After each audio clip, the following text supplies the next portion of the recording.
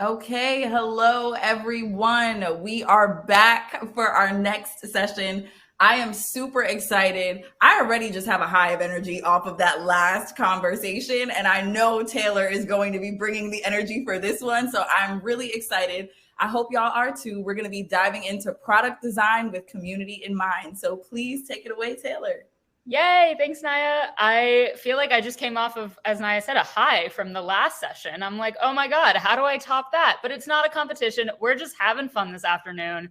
I'm really excited for this. I think we're going to have a lot of fun. We are going to go ahead and talk about product design with community in mind. And let's see if this works. Amazing. Let's not be strangers. So we are all hanging out for the next hour together. So I would love to get some stuff going on in the chat. I like to call it a chat waterfall. It's something I learned a couple of years ago, and I think it's always fun when there's things streaming through the chat that it's so fast you can barely even keep up. So it's like boom, boom, boom, everyone's sharing. So we're gonna make that happen right now. I would love if everyone could share an identity of theirs that maybe they don't always share. So for me, it's gonna be a hobby dabbler. I'm also a board game player. Sequence is one of my favorite right now. Reader, I recently read The Power of Ritual. If anyone hasn't read it, it's a great one to keep in mind with community. So go ahead and share an identity of yours that you want to bring into this space today. A mediocre painter. Yes, Naya. What else is going on? Who's in here? Acrylic painting, shower karaoke. A mom. Yes. Love that, Sarah. Who else do we have in here? Oh my God, a crocheting queen. Yes, Jasmine. We've got some fun folks in here. A mountain biker, a karaoke lover. Sounds like Community Club is going to need a karaoke event. Maybe we could do it virtually. I don't know if everyone hear everyone too well in a virtual setting. DIY nail artist, Korean soap watcher. Whoa. Okay. A cyclist, a wannabe singer, a silly as heck dungeon master, aspiring bookstagram influencer, sleep lover, argument loser. Oh my God. These are hilarious. Okay. Wow, I am really excited to be here with all of you. And over the next 60 minutes, we'll get to know each other a little bit more and hang out with this chat waterfall continuing to flow. So if you have questions at all throughout the session, please go ahead to the Q&A section on the right side, and you can drop them in there because we'll review them at the very end and get your questions answered. So to kick things off, this is our journey map for the next argument lizard. So good. For the next 60 minutes or so. So we're going to do a little bit of introductions. You'll figure out who the heck I am and why I'm here and how I ended up in community. And then we'll go into 3 ways that we can collaborate with the product folks on our team. And then we'll get into the clarity that you need to succeed, a just hot take from me at the end, and then the Q&A. So that's the step-by-step of how this is going to go. And here we go. Okay, I love this. I was listening to many of the other sessions earlier this week, and Danielle was one of the people who talked about how she has been doing community since she could remember. And I feel like I also can relate to that. And let's see if there's a +1 in the chat if you feel like you've been doing community since maybe you were 5 years old. Because I feel like I've been bringing people together at the family barbecues since age 5. And now I just get to do it professionally and I get paid to do it, which is cool. So I pretty much get to make friends for a living with a little extra strategy, and I love it. But I wasn't always doing this, and it took a little bit of a journey to figure out that this is what I wanted to do. So I like to think about wavy career paths. I'm not a traditional gal. I'm not going in a straight line. My line is a little more squiggly, and here it's purple. In reality, it's probably a little bit of rainbow. But I would say that I started really thinking deeply about community when I was in high school, and I learned of the word sonder. Can I get anyone who knows what the word sonder means to just write sonder in all caps in the chat? Because it is my favorite word. And if I'm in the presence of anyone else who knows what this means, it would make me really excited. And I'm going to share the definition. So if you don't know, hang tight. But I learned of this word, and it really encapsulated everything that I had thought about as a kid of wanting to connect with strangers, be near other people, learn their stories, and understand how we're all the main characters in our own lives. Yes, Eric, we've got a sonder lover in the chat. I love it. So yes, Sam is here. She loves it. Amazing. Robert, you said special. I'm gonna hope that you know what sonder means, even though you said special. That's cool too. And so when I learned about this word, it just really captured everything that I wanted it to.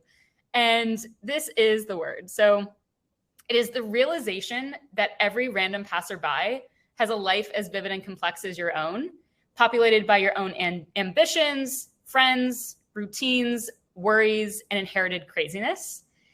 And I've just been fascinated with this idea since a very young age. If anyone's seen the movie Benjamin Button, there's an incredible scene where Daisy breaks her leg, which is very sad. And sorry, that was a little bit of a spoiler. But then it goes back and it tells the story in like 6 minutes of all the people who contributed to Daisy's leg being broken that day and what had to happen in order for that taxi to arrive just as she was dancing on the road. And then she got hit and she was fine. No worries, but her dancing career was changed. And it was just a really interesting example of all the ways that we connect with each other. And so from a community perspective, I have been dreaming about this for a long time. And now I get to communicate with all these people who are all the main characters in our lives every single day. And that's pretty cool. So we're going to go back to the wavy path here. So then I read The Opposite of Loneliness. Again, if anyone has read The Opposite of Loneliness, it's a book. It's also a speech, a commencement speech. If you have, put it in the chat that you have. I would love to know if there are any other readers out there of this. It was written by a woman named Marina Keegan. She ended up tragically passing away shortly after she gave this commencement speech, and I would highly recommend reading her story because it really is quite incredible. But she gave this speech to the Yale University at commencement back in, I believe it's 2012, but don't quote me on that. And I had found this speech back when I was in high school, and she had shared this. And I just felt very seen by this piece. And when I read The Power of Ritual recently that I mentioned, they talk about what is your, I think the word is like your, like the text you keep going back to. It's not your religious text, but there's like a word that they fill in there. And I feel like this text, this speech is really something that I've been living by. And so we started off by sharing some identities of, thank you, Lori. We started off by sharing some of our identities of who we are as people, what gets us excited. I never even shared my job title, but I am head of community at Groove. So you can see that a little bit later in the wavy path here. And in saying all of that, The Opposite of Loneliness talks about what it means to be building. Well, sorry, let me back up. I like to say that I'm building the opposite of loneliness at Groove, which is building community. And so this is my favorite part of how she describes the opposite of loneliness, it being the idea that there's not a great word for that, that feeling. It's not quite belonging. And so what she says is it's not quite love and it's not quite community.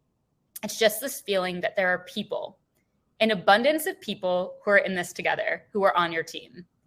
And she expands on this in the most beautiful way. And I highly recommend anyone that wants to check it out to do so. I just think it's a really beautiful way to think about community.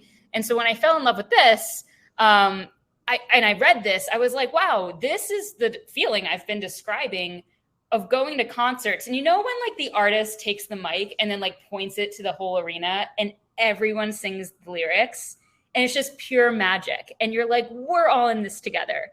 That's what I feel like the opposite of loneliness is.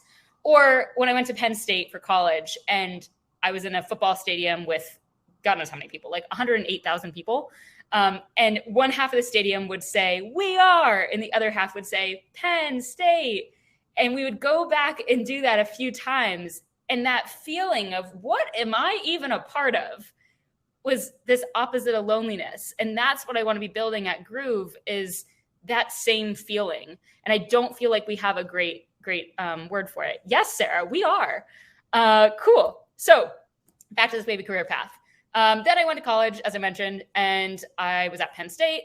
I was at the New Leaf Initiative, which was a co-working space, physical co-working space right off of campus for folks who were local entrepreneurs. So it wasn't for students like me, but I knocked on the door after I visited it after a class that was hosted there. And I said, hey, any chance I can come here? I really love the energy here. And I just felt like I had found my people. I found the people who were on wavy paths. They were doing their thing. They had started their business. And I sat down in that space and I just felt really seen. Like, this is who I want to be around. They weren't advertising majors going into the ad agency world straight out of school like everyone else I was surrounded with in my major. They were people who were thinking differently. And so Fell in love with the idea of co-working alongside people who really shared values, but weren't necessarily working on the same type of work. And then one thing led to another. And I ended up working at Alt MBA in Akimbo with Seth Godin, who's a best-selling author. He's written Purple Cow, This Is Marketing, most recently The Practice. Lots of amazing best-selling books. And we worked together on these online workshops. So Alt MBA is focused on helping people level up their skills, the real skills that you need in the world of work. And then also Akimbo, which generally covers the same topics, but in all different specific lanes. So for freelancers, for marketers, it's really, Erica, it's really a really cool collection of workshops that we had going on.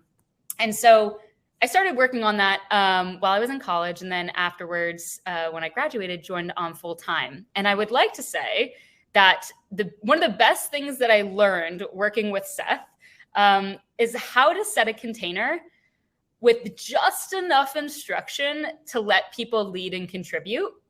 And this program that I built at Akimbo was called the Emerging Leaders Program. It was my favorite project I ever built there. And I really started off doing social media marketing and wearing a ton of hats. And again, like my role wasn't based in, I was the director of digital marketing. I had nothing to do with community in my title, and also was a title I got to make up as a fresh out of college person. So sure, I threw that director right on there. And so anyways, it was really cool because we were able to create these, workshops. So I created the Emerging Leaders Program, and being able to give just enough instruction to help people lead and contribute was such an incredible lesson. So within this workshop, someone said at the end of it, this program put me in a learning community in 5 days more effectively than my formal education did in 16 years. I was like, if I could write my own testimonial, that's what I wanted to say. So it was a really amazing thing to hear someone say that they had felt that within those 5 days of the online program. And that's when I kind of had this light bulb moment of, wait a second, how do I continue to build these containers for communities to thrive in my full career? So I wanted to build these containers for people to feel the opposite of loneliness, which is when I kind of had this pivotal moment of reset. What do I want to do next? And took this big pause. And so that was really when I said, okay, I started off in this space in social media marketing. Seth was like, hey, I have this Instagram that's completely inactive and I need someone to like work their magic and get it going. And that's where we started rethinking how to do social media in a different way. So for Seth Social, one of the things we created was mini books. So I thought, oh, what do you not do on Instagram, but Seth does really well in the physical world? He writes books and then people read them. And so we had these books that you could flip through the pages on Instagram to read them. And that evolved to so much more during that time. So when I had this pause to say, what is it that we want to do next? What is it I want to do next? I wanted to take that community space of, I've been doing this about 20% of my job. Let's make it 100% of my job, because I love people. I love creating containers. I love creating events. I love meeting new people and hearing their stories. How can we do that more and more? So let's go ahead and share a little bit about what's happening in Groove now. So I joined the Groove team almost a year ago, a month ago. Could you imagine? I'm a month shy of a year. So it was June 22nd last year. So my 1 month is coming up, which is very exciting. And I'll explain to you the exciting other milestone coming up soon, which I'm pretty pumped about. But I'll explain what Groove is first. So Groove is in a global community for solopreneurs. And we like to say that we're getting shit done the fun way. I'm not sure if I could say shit. I didn't cross that one with the community club team. Is shit allowed? Because I was going to say it a few times. A-okay, sweet. So we are a bunch of solopreneurs that come onto our mobile app and we get shit done. We've got 50 minutes worth of work and we come together to do it. So we've got 4 different screens here, so I can kind of show a little bit about what the Groove app looks like. So we've got this area on the front here where you can start a Groove. So that'll ping other people from around the world that you want to groove with at that time. So other folks that are looking for some online coworkers. And then folks will come on in. up to 4 people. So it's really, really intimate. It's probably a little bit different than some of the other communities that you are either leading or a part of, where you can only connect with up to with up to 4. I just said shit a bunch of times. Thank Becky. You can only connect with up to 4 people at once. So it's really interesting because people are forming quite fun relationships inside of the groove community because they're not one of hundreds. Instead, I mean, there are hundreds of people on the app, but when they're interacting with each other, it's really personal. So they're forming quite cool friendships. We are actually I'm going to an adult summer camp, and I literally just packed my bag right before this. I'm going tomorrow morning, and it's going to be 4 days, all in the Poconos in Pennsylvania. And we've got 19 people who have been on Groove that are going out of the 72 people that are attending camp. And people are flying in for it. And I absolutely cannot wait to hug some of these community members in person. It's pretty exciting that a year into this, we're still in beta testing, but that they're flying in for this event. So it's called Third Nature Summer Camp, in case it looks like some folks are curious.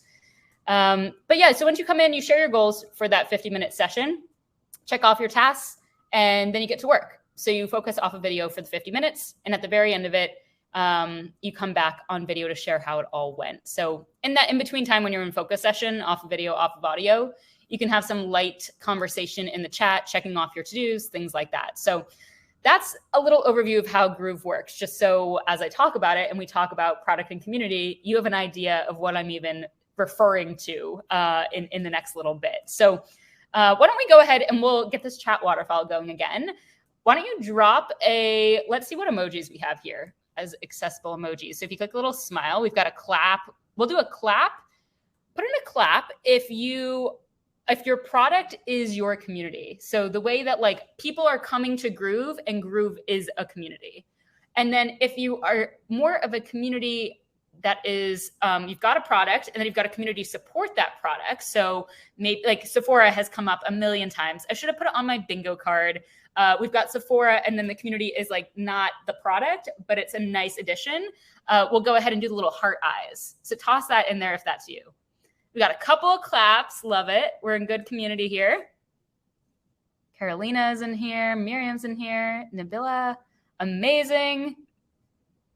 Ryan, yes, we've got the heart. Okay, cool. So now we're going to finally dive into this conversation around product and community, and how all of that comes together. And I just wanted to point out that we've got folks from both parties here, and we may even have folks that identify a little bit differently. So if you're in between or you identify a little bit differently, toss that in the chat. I want to know what we've got going on in here. Either way, we're going to dig into some tools over the next 40 minutes or so that we can actually apply to both of those parties. So let's go ahead, and we're going to get the chat waterfall flowing one more time before we dig into the good stuff. I mean, this is still good stuff. So share in the chat, what are the hardest parts of bringing together product and community for you and your team? We're going to give like a minute here for everyone to just drop it in, because I want to be able to read through these answers.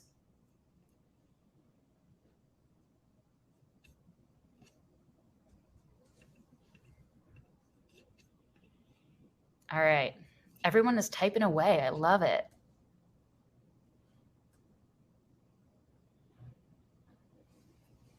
Also, I forgot to mention this, but sonder is from the Dictionary of Obscure Sorrows. So I even brought out my little book, which Sam, I think, is in the chat right now, a good friend that gifted me this book. So if you were wondering where sonder came from, the man that wrote this, John Koenig, he actually printed out the Dictionary of Obscure Sorrows, which it just has a bunch of words that should exist but don't actually exist. And it used to be online only and became very famous through Tumblr. And now it's an actual book. So thanks, Sam. All right, let's see. We got some stuff going on. Sometimes it's hard having to educate product on the value of community to even start that conversation. Yeah, I hear that. The willingness to be vulnerable and put yourself out there for feedback and criticism. Yep. Fighting for attention, priority, and resources. These are good ones. We'll give it a couple of other seconds. I don't want anyone who's still typing. Hey, Sam. Cool. Explaining to my boss about people. What is F people? Oh, it is all about the people, making the intangible tangible. Oh, like it's all about people. Okay, cool. Get cross-functional teams buying. Yes. Okay, sweet. We've got all different things going on in here. As someone who's been on the product side of this, it's partly just building the scaffolding. Wow, you could have written this presentation for me. We are going to get to that at the very end about what it's like to actually be building like a house. So, okay, cool. I was like, I'm not sure if I'm reading this right. Okay, we're going to dig into this next part. So I have found that one of the hardest parts is figuring out when to communicate and how to communicate. Does anyone relate to that? It sounds like it's a little bit at the core of what everyone has just put in here. I think a lot of folks are talking about communication, explaining. We've got fighting for attention and resources, communicating through vulnerability and putting yourself out there, educating people on the product. That has to do with communication as well. So I think we're going to dig really into that here, is when to communicate and how to communicate. So we're going to unpack 3 different ways to collaborate between community and product. And yes, communication is at the root of all problems. Let's just throw that out there. And so collaboration and communication is going to be key in this. And we're going to explore those 3 different ways that have worked for us on the Groove team, and I hope can be some inspiration for how you're handling it on your teams moving forward. So I also would love, again, if anyone has any questions along the way, put them in the Q&A. And if anyone has anything they want to add that their team does to anything that I mentioned that has worked really well, or maybe even hasn't worked well, I've found that throughout attending the summit this week, it's been really great to have the chat there for sharing those types of experiences. So even if I don't call them out in the presentation, for everyone to benefit from them in the chat. So if something comes up, please go ahead and throw it in there. If you have something to contribute, I would love to hear it and read it afterwards. Okay, the first one that I want to do is taking the pulse. So we started this back at the very beginning of when I started at Groove, this idea of taking the pulse of the community and sharing that pulse with the rest of the team. We are on a very small team. So when I say product and community, it's a very small team of 5 full-time employees, me being one of them, and then our 3 co-founders and an incredible engineer. And then we also work with a group of freelancers that really help us all operate at the speed that we do and contribute to a lot of our amazing ideas that we've been putting forth. So when we talk about like how big this community or this product and community conversation are, mine's quite small, but I think that it will maybe even help some of the folks who are on bigger teams think about how to make that big team feel smaller and figure out how you can achieve some of those things that are happening on a small team on a larger scale. So great. We're going to go into, well, a couple of things here. We've got, how do I take the pulse? And I'm going to share 5 different ways that I do that, and how they're all related to each other. And then also, I recently came up with this idea, and I'm curious if it resonates with anyone. I haven't tweeted about it, haven't written about it yet, but I feel like I'm sort of a human yearbook. Does anyone else feel that way sometimes? I heard Willa talk about it earlier this week. She was saying how she wants to try to distill things down to one really like succinct idea when she presents it to the leadership on her team, and wants it to be short, easy to grasp, and really just like get it down to that one thing. And I think sometimes as community professionals, we've got all these people in our brains, like all these images, like a yearbook. We've got everyone's photo, we've got everyone's name, we've got their pronouns, we've got their location, we've got maybe like a little bit about who they are, a short one-liner, and replacing the yearbook quote. I just feel like a human yearbook is a really interesting way to think about it.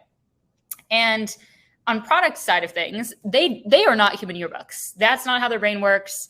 And communicating that you have a human yearbook in your brain is not really very effective unless you're able to bring it down to that communicating, a way to communicate easily, like Willa was talking about. That's easy to grasp. And so I think it's important for us to consider how do our brains work differently? And also, how can we help them recognize that when they say, oh, what does someone think about this feature? Or has anyone mentioned to you X? And I'm like, let me just sort through this yearbook in my brain and try to bring it out. That they realize that there's a lot of stuff, a lot of conversations in there, a lot of cool insights that are in there that we want to pull out from, and how we can get more specific in finding those. So that's going to be a big part of the pulse here, is how I can be sharing those insights consistently and specifically, and how hopefully you can too. So I've got this meeting on the calendar every Wednesday. It's called Pulse. And it is the way we, like I said, take the pulse of the community and I share it with the rest of the team. How does this actually work? We've got a Slack channel. That's how our team communicates. So we've got a Slack channel that's #Pulse. And throughout the week, I drop in different insights that I hear as I groove with folks, as I get emails from groovers, as folks mention things inside of Slack. We have a little suggestions box and feedback channel, so they can add that in there in the community Slack. And then, like I said, we have a team Slack. So in the community Slack, I go through and I check, hey, has anyone mentioned anything to me? So I go through all these different places and I drop them in the Pulse channel in Slack. All the insights that I think are high level or specific enough that would be interesting for the entire team to see, but specifically with product and design in mind. So that's, one way of how I do it in real time over the week, so that I don't lose all those things that are happening in my human yearbook. And then throughout the week too, if anyone else on the team wants to contribute something they heard from a community member, they can drop it in Pulse. So it's a great way for us to all have a central place to drop our insights. And then so it's on Wednesdays. So Tuesdays, I go through all of those different places and I bring it into one bulleted list of everything that I think we might want to talk about on our Wednesday meeting, the Pulse meeting. So I separate this note that I capture everything as a summary in bullets with feature requests and comments. So that's going to be the top priority for the folks on the dev side of things, on product side. And so I want to address those first when we go into Pulse, because sometimes the more meta conversations that come up in this Pulse conversation are more something for me to talk to with my other teammates, including our Chief Design Officer, Tova, who might be here in the chat. I think she'll be joining us a little bit later. And so she attends those sessions and she'll stick around for the whole thing. But sometimes the folks on the product team are really, really curious about that features part. And that's going to be number one priority. So I always put that at the top of the list and address that first when we get on our calls. Then I have meta community notes. So things that I'm like, I'm dreaming about X, Y, and Z based on something a community member said. The next one is going to be community stories. So for example, this past week, one of our community members, super groovers, I would say, she's been very active in the community for a long time.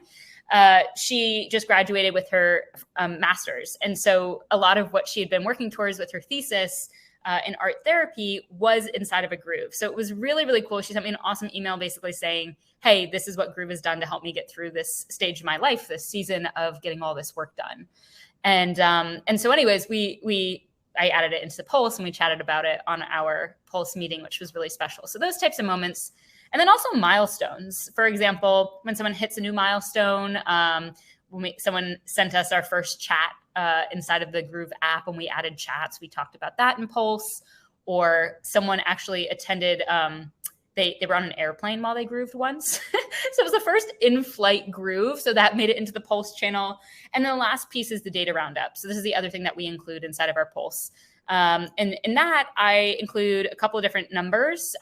One you might include is that I include is weekly active users. Another one is how many grooves happen in the week, grooves per user, and then daily active users over weekly active users. You can really use whatever data is most important to you and your team, but that every single week, once a week, your product team is reviewing the exact same data that you are. And you can even add a few comments about how you're analyzing it and what it means to you. So that's how I'm using the Pulse channel and Pulse meeting. If anyone has any questions about that, please drop them in the Q&A. I'm curious if anyone else uses the word Pulse on their team. Would be happy to jam on that further. The next piece of this is weekly sprints. I'm curious too if anyone does this with their team. We do weekly sprints every single week, which I have found very helpful. And it's not something I did in my previous job and really enjoy in this one because it helps us align once a week on priorities and also just check in with each other on how things are going and reviewing the last week. So it's pretty much like making a giant to-do list. And we all get to see each other's to-do lists and talk about some high-level things moving forward. I will say one thing that's really interesting and why I wanted to include it in here is when we talk about bringing product and community together, we've got folks who are on like the product design side of things. They have their own sprint planning session. So Tova, who again, I think will be joining us a little bit later, she is our chief design officer. And so she works on bringing the magic to the Groove app of what it looks like and designing all of that. And that side of things and the product side of things, one of our co-founders who's an engineer and the other engineer on our team will do a sprint plan together. Separately, the community team, aka me, and then all of the folks that work on our marketing, growth, and our CEO meet in a different sprint plan. And so what this allows us to do is to really work on what is it we want to achieve, and then we come together in an additional meeting that week to sync up.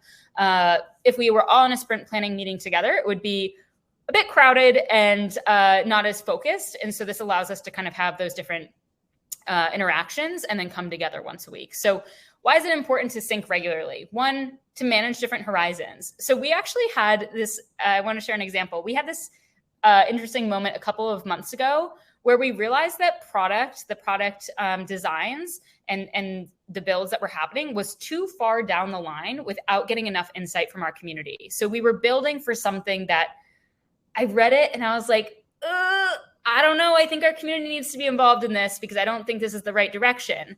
And so we were able to hit pause and figure out, okay, what do we need to do to get our community involved and to get greater insight for us to move faster and further towards this goal? So anyways, that's how we kind of approached that. And in doing so, we recognized that we needed to manage our horizons. So we've got the product side of our team at this stage, which again, we've only got 2 engineers on the team with a mobile app, is really looking 6 weeks ahead. So he's looking at what's in front of him right now. Whereas Tova on the design side is looking more around 3 months ahead. She's looking at, okay, what do I have in front of me that I need to build next? Because she's got to start designing it before it's going to be in the product hands.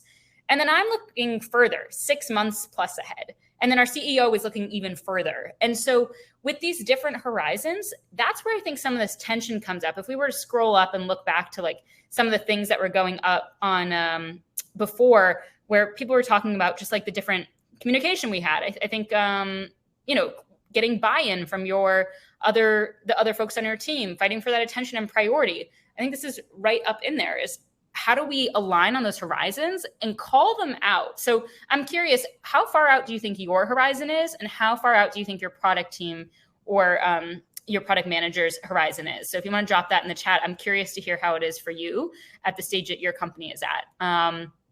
Because I think that those horizons can really, if we call them out, it allows us to then address them and move forward and recognize, okay, we're looking a little bit farther down the road than these people are. And that's cool too. And at the same time, we need to collaborate and we need to have those conversations so that I can continue to move at the pace that I need to, and they can as well. The other thing, and similarly, is really realigning with priorities to make sure that we're all prioritizing the same thing. Things move fast at a small startup. So sometimes we have to realign on what those are. And then the last is figuring out what we don't know. So like I said, in this example that I mentioned, we had basically we had developed a feature where we were going to be sharing for someone to share Groove with a friend, and it wasn't including everything that we needed it to. And so we were able to take that step back and basically say, Matt said his product manager is now and not now. Super interesting. Yeah. It's interesting when you kind of have to deal with those different horizons and recognizing where you fit into that and how you can have those conversations. And that's why having the dedicated space to have those deeper conversations once a week has helped us tremendously, because we didn't have that in place in the way that we do now when I had this example come up where we were trying to get some insight from our community to move forward. Cool. Okay. So this last piece of this is we used, I think it's kind of cool to go back for a second for syncing regularly. We use Notion for this. So I don't know if anyone is curious. I'm happy to, if anyone has questions about this afterwards, but when we do our sprint plans, we use Notion and we have these different buckets. So I'll put everything in not started, or if it's something I'm carrying over from last week, it's something that's already been started. And then we move them along throughout the week in real time. So it's really helpful for us to actually see where everyone is at with projects. And It's not always updated 24/7, like accurately. I use it a lot because it's helpful for me to see things. But by Monday, before we sprint plan on Tuesday, everything is always accurate. And that's really helpful to just also asynchronously see that what's going on. So cool. This last piece is dev sync. So we have a dev sync on Thursdays. So what I just said was we've got 2 different sprint plans that happen separately where we really align on our individual priorities, like I said, with marketing and community, and then also with design and product. Dev sync is the Thursday meeting where we come together for 15, 20 minutes, and we basically say, all right, these are our priorities. How are they coming together in this future that we're building? And we map out the next 6 weeks of development. So that happens separately in that sprint plan, but then it's presented to the community side, me, on Thursdays. And so we're able to say, okay, cool. Now that everyone is in sync on this call, we can look at the path forward and we know what's coming in 6 weeks.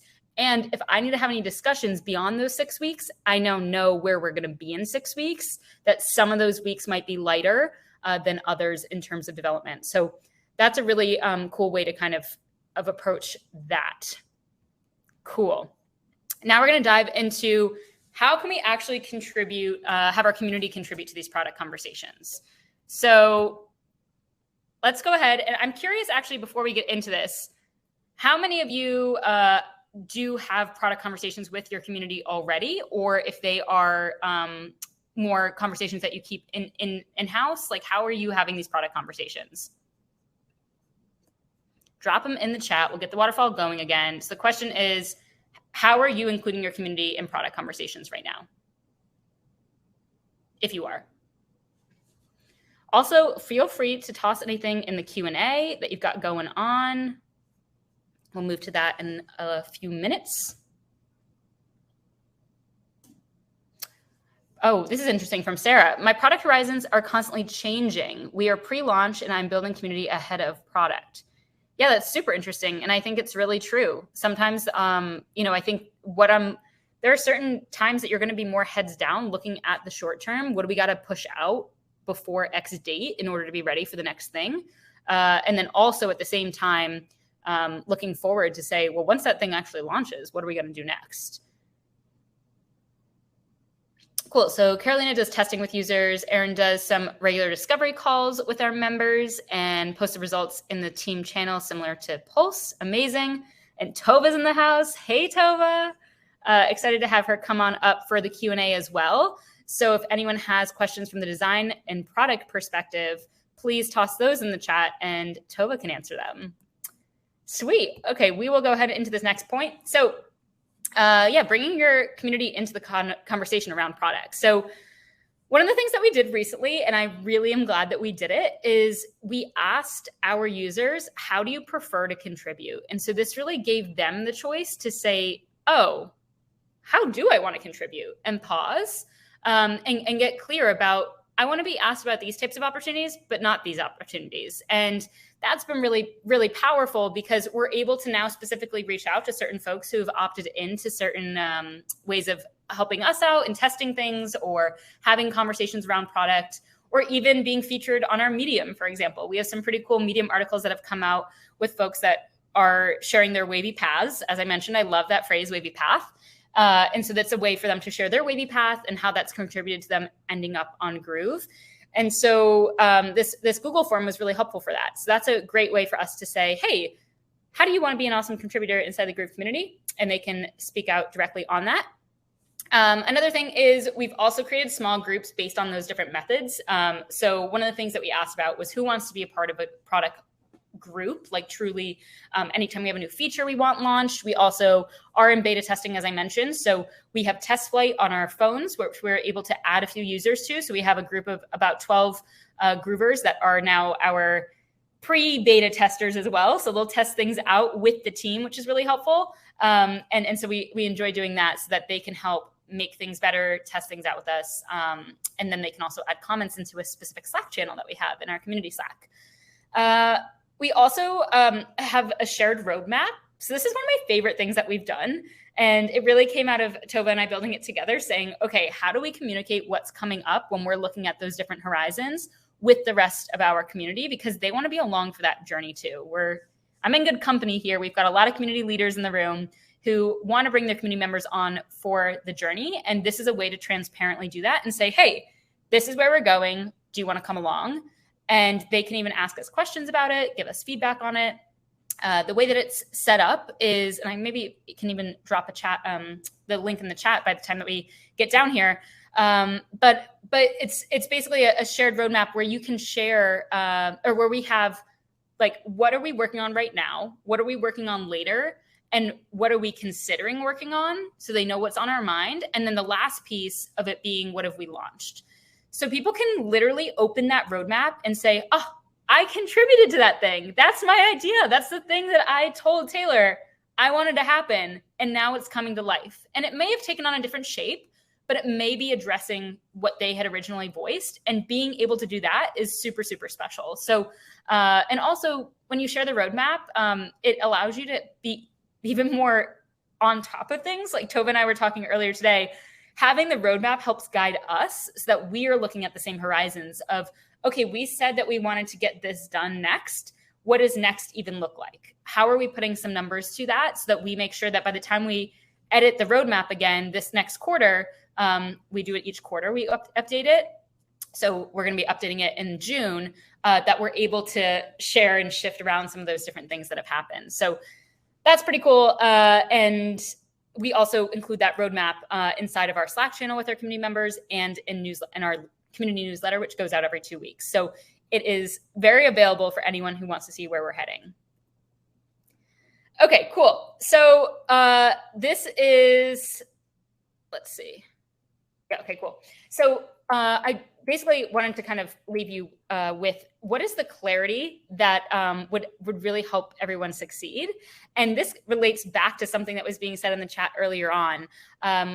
So back in 2020, when the world had shifted, I felt a real need to find community virtually. As you can probably tell from me talking, I'm quite the extrovert and I just love talking. I get a lot of energy from talking to other people. It's kind of weird because you're not all here, but I feel like you're here in the chat. Like we got to know that people are karaoke singers in the chat. So now I feel like this is a shared experience. And I just missed that so much in 2020. And so I started looking out for different ways that I could get involved with other strangers, people I hadn't met before. And Carly Valancy, who is an incredible community builder, if you have not met her, highly recommend checking out her stuff on LinkedIn, on her website. She has one of the most beautiful websites I've ever seen in my life. And she started something called the Reach Out Party. And she introduced me to this title, Community Architect, in that Reach Out Party. And I don't know if anyone else identifies as a community architect. If so, throw a little +1 in the chat or a fun emoji. I just think it's such an incredible way to define what we do and how we do it with the folks on our team and with our community members, specifically with product. And so I think that building this house, when we think about an architect, we're going to go ahead and lay out the prints for how this is going to get done. We might even pick up some hammers along the way. We might start building the walls. And basically, as community leaders, we get the choice to start building the foundation. And then once we have just that enough container, as I mentioned, going back to the Emerging Leaders Program from Akimbo, like just setting up enough container that people can walk into the house and start to understand what's going on here. And then they can help contribute to keep making it bigger and better as well. Keep making it feel special, keep making it feel bright and happy and energized and whatever verbs or adjectives you want to add into that. And I think one of the things about a community architect that's really interesting is this idea that we can't have folks on the engineering product side of things building the roof when there aren't walls up yet.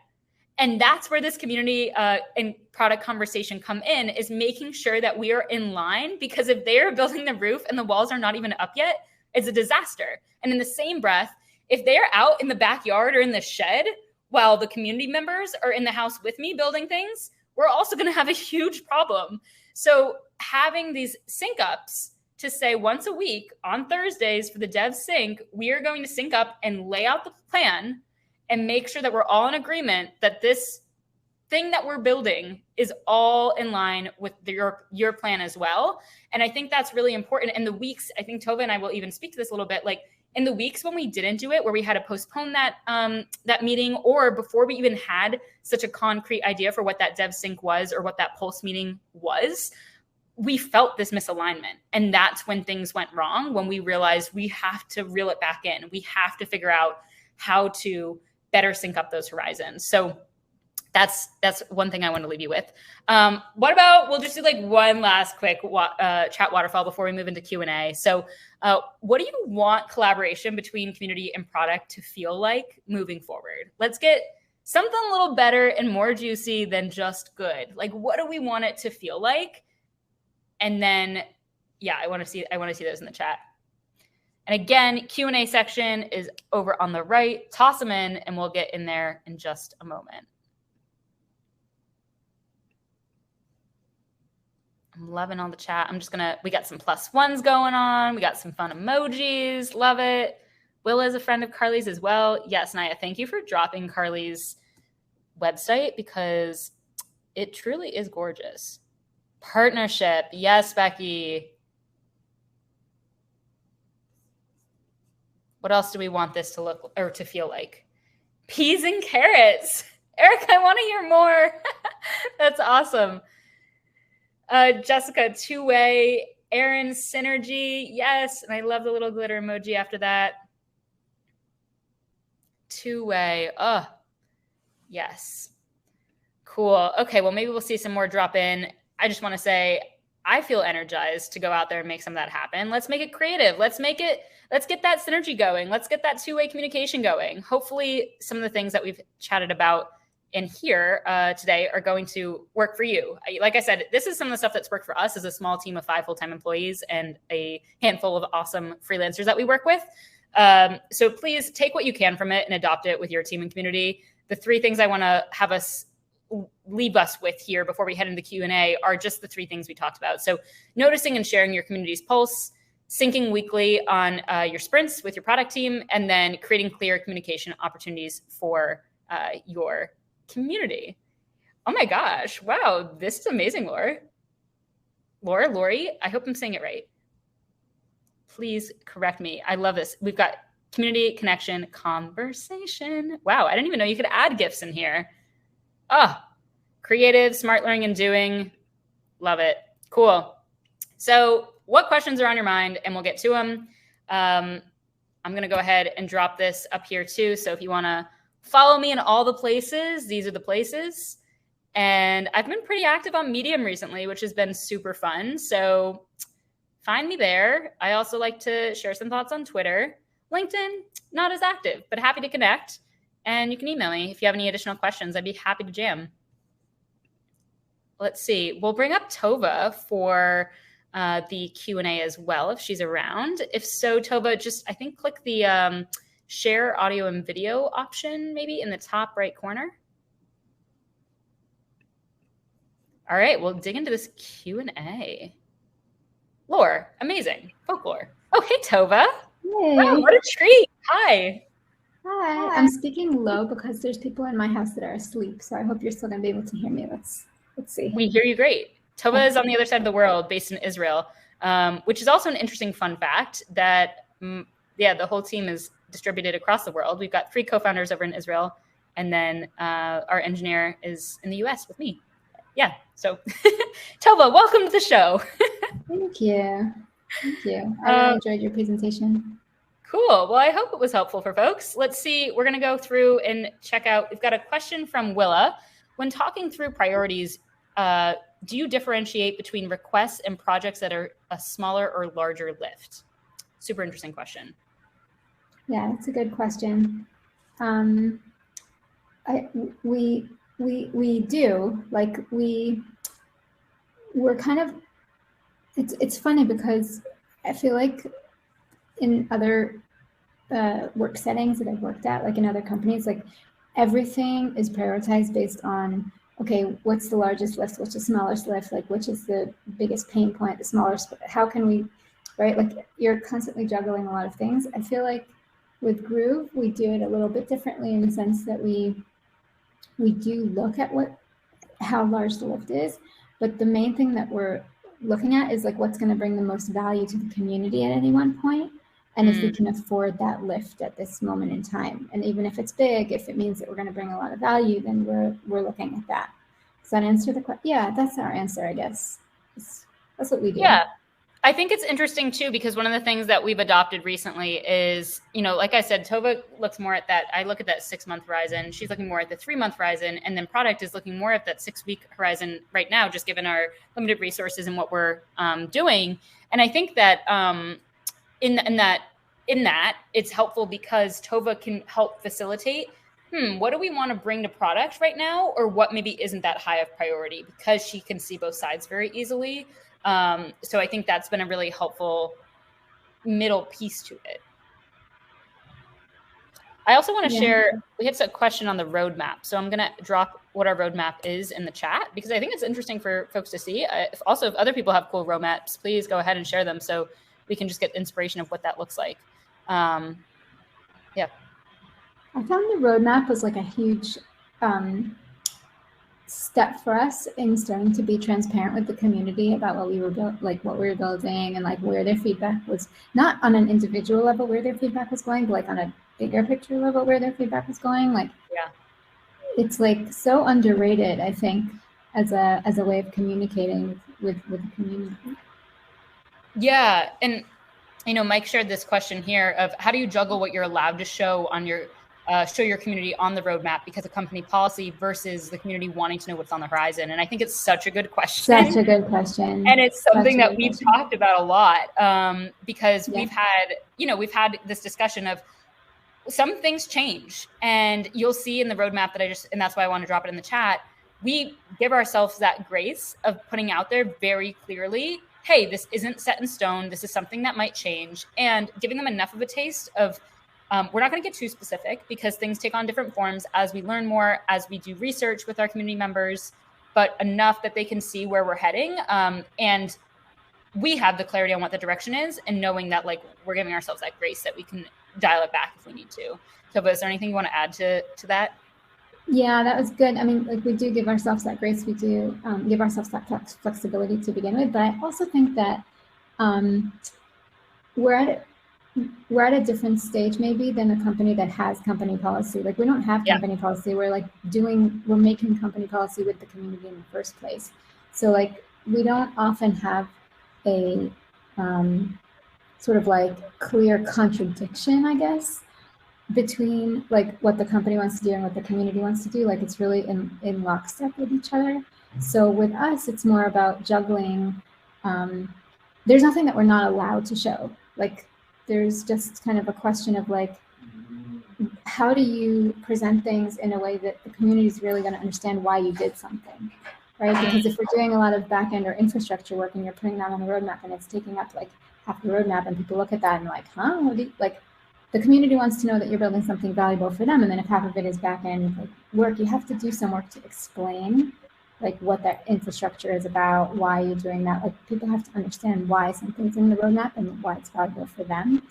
But I think Taylor, I think you do a good job of that. Like I think people have given us such good feedback about the roadmap, because even when there's like something there that's boring, we sort of make an effort to put it in context so that someone can understand what value they're going to get out of it eventually. Yeah, for sure.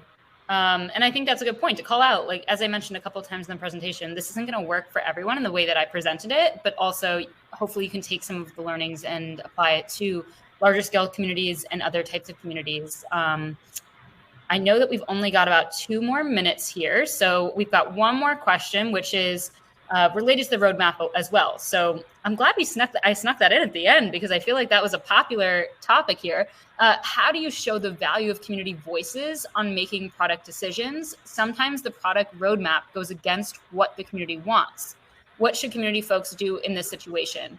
I think one of the things that I've learned a lot is recognizing that not everything is going to happen as fast as the community wants it to, and really embracing that, because we've got folks who really want certain things. For example, like little things. There's one groover who has a great idea for a feature. The idea is when you check off a task inside a groove, this confetti bursts, and it's like this really celebratory moment.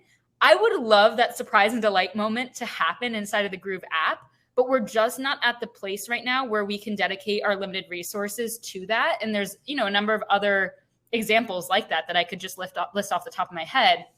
And even though it's an incredible idea, and I do think it would be a really special moment, we just need to get some of the foundation down for us to be able to scale Groove first in order for us to then be in the place to add those surprise and delight moments. And so I think that's one of the things is recognizing and being upfront about that. I think one of the things we've even heard from some of our community members very explicitly is one of the things they don't love working with other communities on is when a team will say, oh yeah, we're going to prioritize that. We're going to get to that. And Tova, I feel like you have a really good way of, what's the wording that you use when you tell someone like, we're going to consider it, but not promising? I don't know. That was really good wording that you just used right now. I feel like I literally have it saved in Slack. You shared once like how you don't promise the outcome, that we're definitely going to make it happen, but also acknowledge that it's a great idea and we'd love to consider it and it's going to be added to our discussions. I mean, that sounds good. I don't remember what I wrote, but I know that, like, for example, today, so Shivaji, one of our community members, wrote to me and said, look, there's like this specific problem in the UX that I keep having. You know, what do you think of this? And I said, oh, somebody else actually had that same comment, you know, about a month and a half ago. And I told them that, like, yeah, that was good too. And now that the both of you are saying, then it's time to fix it, right? So I just sat down that day and I spent half an hour, talked about it with Shirley, my other co-founder, and came up with a new design for it, showed it to him for, like, I sent the design back to him within half an hour. What do you think of this, right? And he came back with, oh, I love it. And here's this other feedback, right? So I didn't so I was like, okay, great. Thanks so much for your feedback, right? But I didn't promise any of anything. Right. So like, I think that the key is just open lines of communication, showing people that you're listening, but never promising any specific deliverable or at any specific time. And just when you actually do design something or roll something out or develop something that is something that somebody asked for, just making sure that they hear about it, right? So that they can understand that not only are there lines of communication, not only are we listening attentively, but that things are actually happening. Right, that it's, you know, that it's moving, then I think that's the most productive way to do it. But yeah, Taylor, like we can't ever give the impression that, you know, somebody gives feedback and you promise to do it, right? Like we wouldn't be able to manage that way.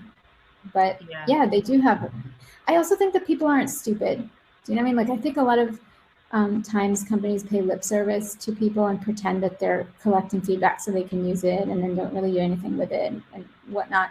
And I think that when you're actually doing it intentionally and you're actually using the feedback and you're actually really, you know, putting it where, you know, taking action on it in a very real way, like it comes through and people end up understanding that you're genuine. Yeah. For sure. I know that we are going to be kicked off the stage any second now. So I just want to say a big thank you. I also have this last slide here just to give a shout out to, I haven't taken this yet, but I want to, it was part of the presentation and I feel like it's got to be a cool course if these folks put it together. So if you want to scan this QR code, you can be a part of it. But yeah, thanks for everyone for being here and for adding all the juiciness into the chat waterfalls and into the Q&A, and Tova for joining us last minute.